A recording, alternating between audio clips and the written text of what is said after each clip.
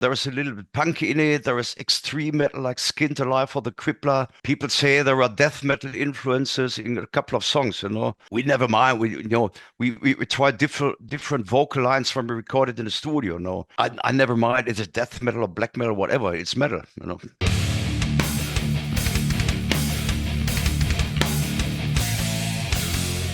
What's up, everybody? It's Keefy at GhostCultMan.com. I am super stoked to be joined once again, I think for the second or third time in my career, by Tom from Sodom. How are you doing today, sir? I'm fine. I'm fine. Yeah, we're coming from tour. We had a couple of US states, played in New York, Chicago, and Oakland. It was great. Right on. I'm so glad you got to come over here. Thank you for coming. I know people who were at all those shows and raved about the set and how great you guys are playing. And I yeah, know super extra shout out to the California Death Fest for coming to the Bay Area and doing yeah, basically a West Coast version of a mini Maryland Death Fest. We're so yeah, appreciative of those guys. yeah. We had a great time. A good audience, crazy people, well organized, everything.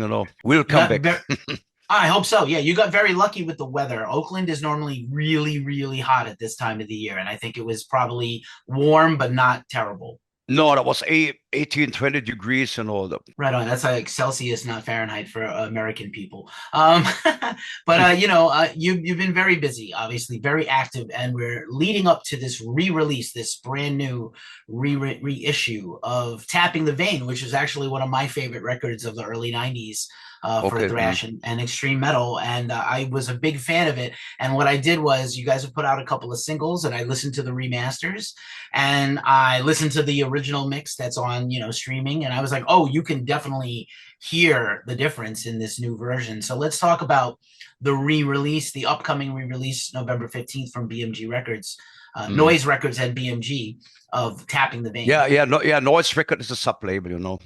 Yeah, I think the complete back catalog went from SPV to BMG a couple of years before, and they started with Agent Orange. I think it's 7 years ago, and 2 years ago or 3 years ago, they did the M16 box set. And yes, I think I don't know why SPV never re-released Step in the Vein. I think each album was re-released in any ways. Also, Wax Maniacs from US company released all the older albums. And people waiting so long because there was just the first press around from Tapping the Vein at eBay for 800 euros, I mean more. And now the time is right. Now we got a new contract with BMG because the contract Tapping the Vein is based on is from '88. So we have to try to get a new contract with digital download and all this stuff. And we have a very good promoter at BMG. It's Miles Hackett, and he's a metal fan. We can cooperate together, to get a really good fan package. Fantastic. I'm so happy for you because it's so crazy that all these labels have changed hands and the ownership of Mm. materials goes from place to place to place. I know artists who are like, I have no idea how to get my rights back and things like Mm. that. So I'm glad you're able to work something out and get something. These are your works of art. These are albums are eternal and eternally loved. And I want to see artists get compensated fairly. It's so hard right now. Yeah, and when I talk to Miles, they can bring it out anyway without the band. But if we work together, because for Tapping the Vein, for example, Andy Brings has all the collected everything from the time. Here's a big archive, photo material. Also, we got the original tapes, which are the 24 track tapes, where we recorded the album, the single tracks. So he was able to do a remix of this album. I know I like more the original mix. When I want to listen to more than Ace of Spades, I want to listen to the original one because then all the remembrance coming back. But it's a good point, to make a remix. It sounds good. It's and special for the fans. I know that fans say, "Oh, I don't need a remix. I don't need the live records. I don't want to spend so much money for the box set. The box set is about 80, 90 euros. And if you don't want to spend so much money, you're gonna buy the regular vinyl or CD version. So we put everything together. We scanned hundreds of photos for it. Even a couple of these are in the booklet. And that was very interesting because for me personally, it's one album in my back catalog, but Tapping the Vein sounds different to all the other. I remember back then when in this times the music scene changed. bands getting more commercial, like, yeah, like Creator or Celtic Frost or other bands, even Slayer get more commercial, and a record company was a little bit disappointed when Agent Orange came out. They want to have an Agent Orange Part 2, but Better of That was released, which is completely different. And Tapping Vein is completely different to Better of That. And we talked to the record company. We just want to make a new Sodom album. I never mind. I don't take care what other bands do, to get more commercial. We Sodom was the heaviest band in Germany, and so we don't want to change anything. But Tapping the Vein was really successful also in '92 when it was released the first time. Of course, yeah, it was very successful, and it was considered kind of again, no two Sodom records actually sound the same. You've always continued to change and evolve the sound and never lose your way, but always make a new, fresh, great sounding record. And I think maybe if anything, the band has gotten heavier and heavier over the years as the time has gone on. No letting up, which I love personally. I love that. And Yeah, but and it's important to say that Andy Brinks came to the band the first time, and he was very fresh. He was so powerful. He was full of energy. So when we start rehearsing, we finished a song. We written a song in one rehearsing session, and it's gone. And I went home writing the lyrics on it. So there was a different sides. There was a little bit punk in it. There was extreme metal like Skinned Alive for the Crippler. People say there are death metal influences in a couple of songs. We never mind. We tried different vocal lines when we recorded in the studio. No, I never mind. Is it death metal or black metal, whatever? It's metal. it's all metal at the end of the day. I like to just say everything is heavy metal now. It's back to being heavy metal, whatever you like. We have 31 flavors, like we have Baskin Robbins in America, the ice cream store. We have something for everybody.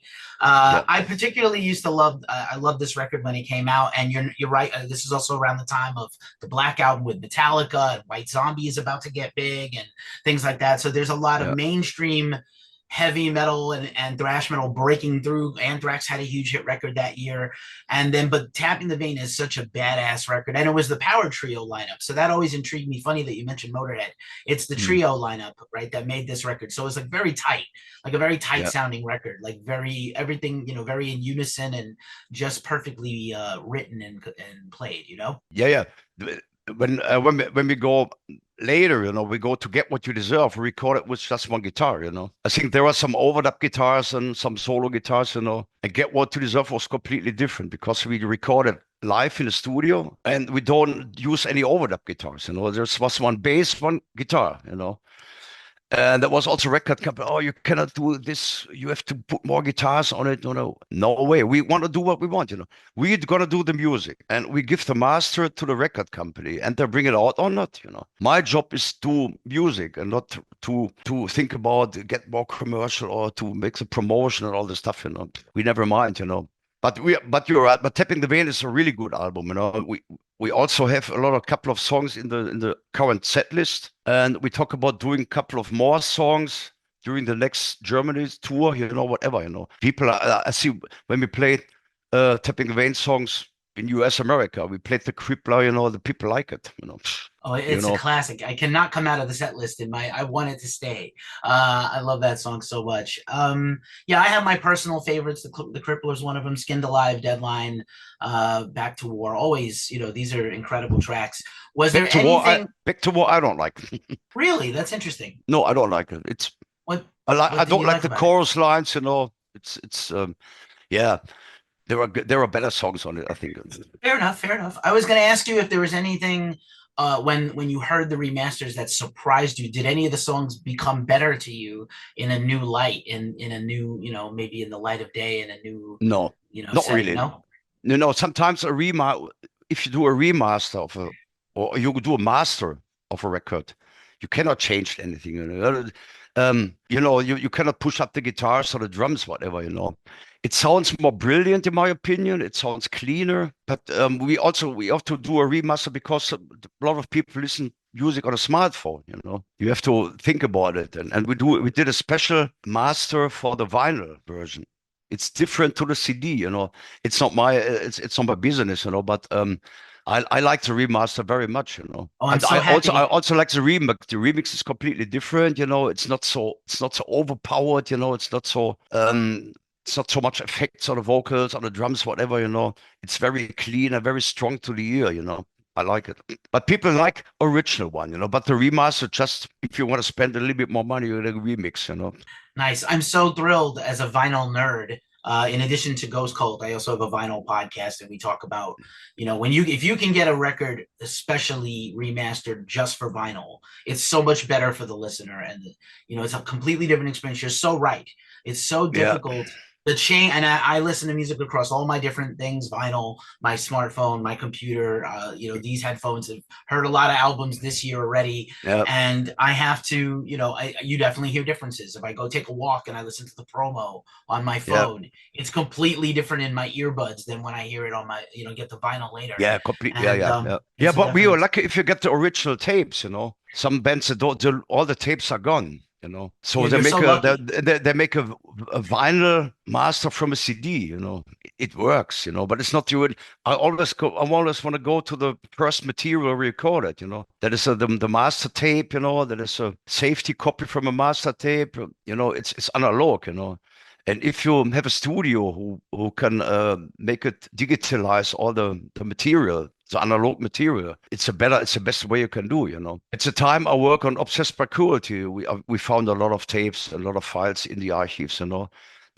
But that is another story. But it's very interesting to do. Oh, I was going to say, you're so lucky to even still have the original tapes to work from, The because a most lot tapes are of the, gone. The most tapes are gone. The 24 track tapes, the big ones. They're in the most way than what we recorded with another band. Because it's 500 marks in this time, so very expensive the tapes. But come on, we paid the tapes, so they re-recorded these tapes in the studio with another band. That's a shame. Oh yeah, I'm probably so many records are lost for that way. Out of curiosity, so we have the additional discs, the additional materials, different takes, several live versions. So I wanted to Mm. ask, like, how much material actually did you have to cut down? Did you just have a bunch of? Let's just take the album first for Tapping the Vein. Did you have a bunch of additional takes and pick the best ones? Did you only have one in some cases? I'm so curious about this. Oh, yeah, we had on a big tape. We had a different versions from vocal lines. There was one, I don't know what Andy used, everything. There was a lot of material we couldn't use. There was also a song like Reincarnation. There was a screaming. It was first time I screamed it, and then Harris came back to why do more growling. Because it's a kind of death metal song, whatever. And the most tracks are gone. But because you just have 24 tracks. And in the end, so we delete some tracks and recording the vocal lines, the original vocal lines. But also with the live material, we have a lot of live tapes. And Andy came up with a tape from a radio station, which was the last show Witch Hunter played the drums. That was very interesting. I never heard before. I know he has not his best day. It was a worse drumming. It was a bad show. But for me, it's an historical document. This is the last show Witch Hunter played with Sodom. And so we put it on a CD. We also have recorded in Japan. We had a videotape and we put the audio files from the videotape. It was very interesting. So I don't know. A lot of people don't need it because they don't want to spend the money for it. But in my opinion, if you're gonna get the complete box set, you have everything from the Tapping the Vein area.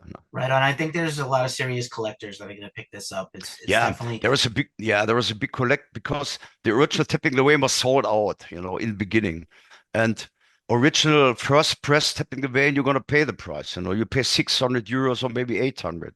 I'm not a big fan of a vinyl with different colors. With eight from I'm get we I'm also guilty of have that. I also have one copy of this one. This is a liquid. Oh, Yeah. that's beautiful. And there was a I think called called a fan club edition, but it was sold out in minutes. And there was a that's guy amazing. who bought a couple of them. And gonna sell it at eBay 2 days later. For 800 euros. That's stupid. Yeah, I don't like Um, flippers. Not a fan of people who resell. I buy it and I keep my things and collect them and listen to them. I don't want to yes, I talked resell to the them. record company. Please release this regular, not limited. That was limited on 100 copies. So if you want to spend a little bit more money, why not? And there is also blood from me and from Andy inside. Wow, that's crazy. There are some That's like there are some rumors around. I don't want to tell the truth. It sounds like I think Slayer did that also. That's crazy. I Yeah, believe you. yeah, Whatever you yeah. say. Slayer did with the Show No Mercy re-release, which was sold out, or you Yeah, pay the you can't price, get you know. one. You Yeah. can't get one now. Yeah, amazing. I'm so excited. I hope you can tell. I know the fans can tell how excited I am about this, especially these live set lists are like a real document of like, 10 years, 10 plus years of the band and these really strong, all these great albums in a row. And even if it Mm. wasn't your best show, I love that spirit that like this is the show we're going to share. And I think Yeah, that honesty is something that's always been very key with you personally in the business and with your band. Like you're very, this is who I am, and I love that about you. yeah, yeah. I think that show, everybody knows that Witch Hunter had a lot of problems in '92, with alcohol abuse, and there was a kind of religion called Zeugen Jehovah's, and he met a girlfriend, and this girlfriend said, "Okay, you're gonna play in a satanic band. You have to stop this, or I'm gonna leave you." He was always doing. He never knows what to do. He gonna stay in the band or he gonna stay with the girlfriend. So he get the alcohol abuse getting more worse, all the time, And we spend a lot of time in Dirk's studio, which was really expensive because of Witch Hunter's problems. But in the end, we got a good producer. Harris Jones, always like a fourth band member. He gonna help him. He was a psychological way. Come on, Chris, sit down, do the drums. You're a good drummer. And in the end, we did it. Sometimes you need that coach in the room to help you get to that performance. That's what a good producer will do is figure out what you need and get you to get the best out of you. Yes, I think Harris is one. When I go back to Obsessed by Cruelty and in the Sound of Evil, we get no producer. And then when we come to Harris with Express of Sodomy, the first single we recorded, he said, okay, if we're gonna record with me in my studio, you have to do it more professional. You can't do the vocals or the bass when you got completely drunken. It don't works. And he really helped us. He really helped us. Come on, you are better. Try another vocal line, do this, do that. And I think without Harris, I think our career would change. Would be the same. Really wish that I could go back in time and take back all the bad performances I ever did drunk and high. I was so bad. Like I thought I was good, but I was terrible. I know I was, and it makes me sad because I played my heart out, but was not good. Uh, so I can't imagine playing at your level and struggling. So, but on the plus side, again, we have these memories, and I think that this is. I'm so glad that I hope this continues. Whatever you have left on the tapes, I would Yes, love to yes, get yes. more of these. Yeah, yeah. We talk about Get What You Deserve will be the next one.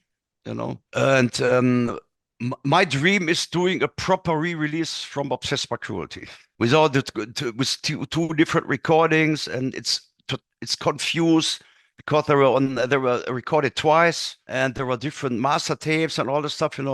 I want to write a complete story about this down, doing it a big booklet. I talked to Miles about it. I think Obsessed by Cruelty will be a very special re-release. And then I and then agree. we continue. We have a complete back catalog. We go back. We go to Masquerade in Blood, or I think Code Red Until Death Was, were different companies. But all the SPV stuff.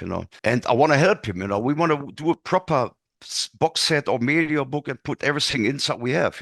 All the informations, all the photos. I have thousands of slides, to scan and all the stuff. It's really funny to do. I love the old photos. I didn't actually see the band live myself until the mid 90s. So, like, this is right before I got to see you in person for the first time.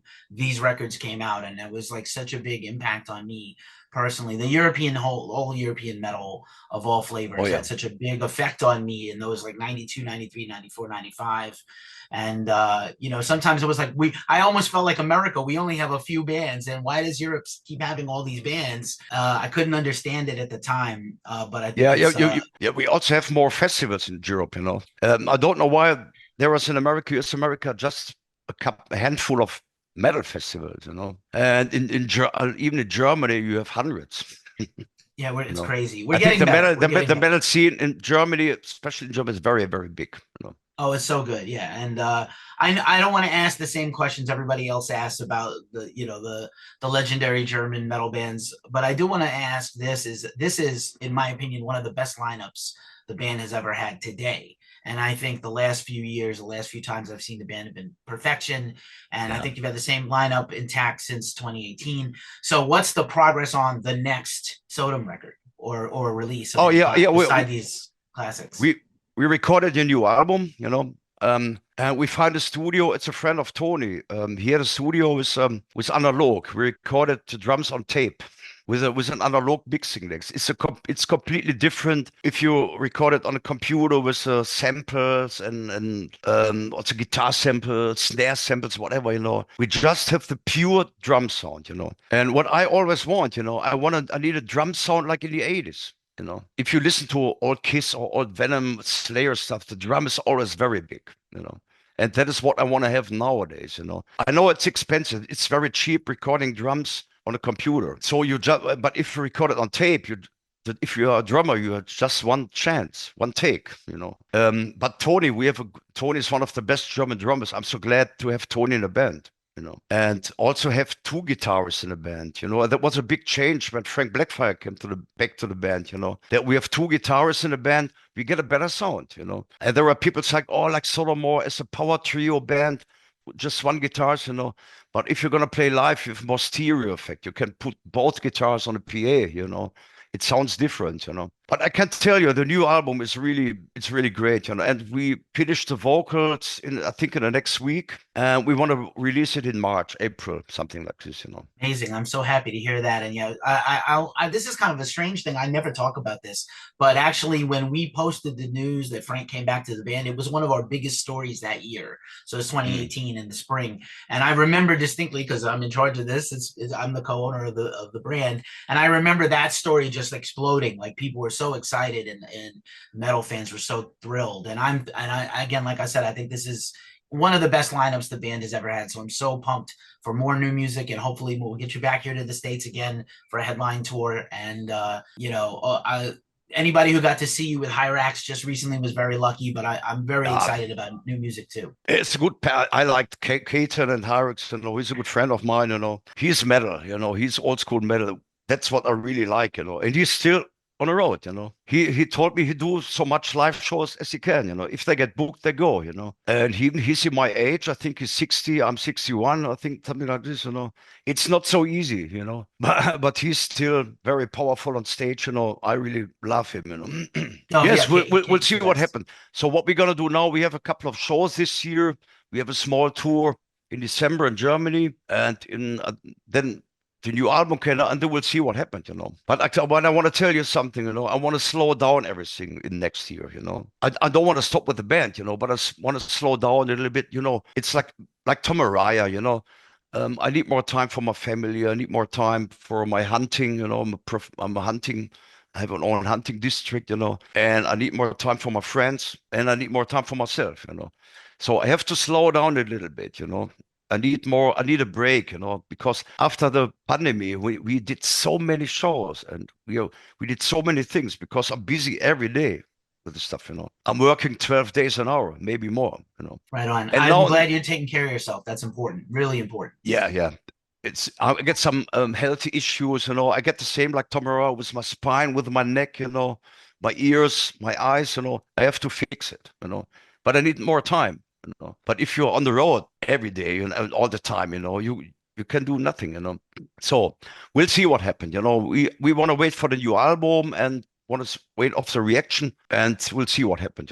Right on. Well, I want you to keep taking care of yourself, so that's important, and I'm glad you're aware of that also. And Mm. you have a longer life. You can play a few less shows, or space them out, or space out the tours, and that family time. You can't get it. Yes, yes. Time can't make more time. You can make more records, but you can't make more time. Yeah, yeah. So if I have no much so much shows in the next year, I have more time for the back catalog. I have more time for the new album. I have more time for this, for that. I never stop do my job, and I never stop do my working. But I can't tour so much next year.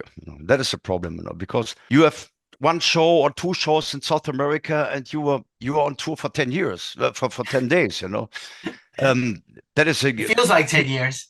You to spend travel. so much, you spend much time, you waste time on airports, on hotels, on sound checks, whatever, you know, Well, I need to take care of my time. I need to take care of myself, you know. whenever But you're it's, ready to come out, we'll keep coming out. We'll keep showing up if you keep showing up. yes, yes, exactly. That's our relationship, I think, Mhm. fans and bands. Yes. Tom Angelripper, I'm so thrilled to talk to you once again. Thank you so much for hanging out with us today. And again, congratulations on this brand new reissue remaster. There's a 2 LP, there's CD sets, there's the Yeah. digital, of course. But if you want to see these bands again, I try to tell everybody buy something because that's how Yeah. you stay in business. But this is sold out, sorry. That's okay. I All right. admire it. I'll watch this video over and over again to look Yeah, at it. but you get in the box, you get the CDs, everything inside, you know. If you're gonna spend the money, you got the deal, you know. Exactly. Congrats and thanks again. I appreciate you. Yes, I hope we can do something with a new album. Yeah, absolutely. Of You know, course. I We'll think be something there. like in March, April. All right. Take care, All my right. friend.